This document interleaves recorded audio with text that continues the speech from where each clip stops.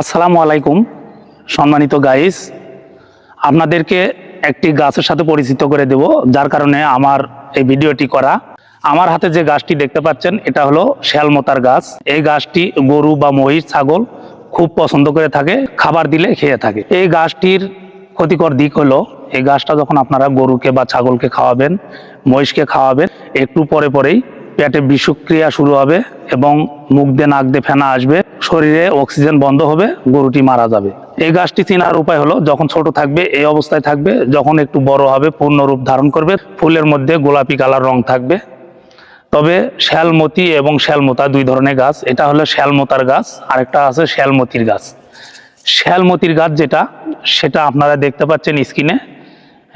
এটা হলো মূলা পাতার মতো হয়। এটা মানুষের যে অশ্ব বা পাইলস রোগ আছে সেটা দূরকরণে এই শ্যালমতির গাছটা ব্যবহার করা হয়।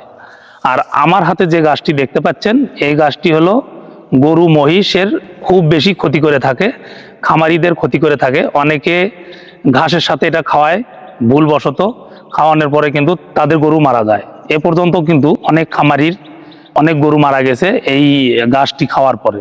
গাছটি আপনারা চিনে রাখুন, ভবিষ্যতে ভুলবশত হোক আপনারা এই গাছটি খাওয়া থেকে বিরত থাকবেন। আপনার গরুকে কখনোই ভুল করে আপনার গরু বা মহিষকে এই গাছটি খাওয়াবেন না। সম্মানিত দর্শক, আপনারা এই গাছটি কিভাবে চিনবেন এবং কোথায় হয়?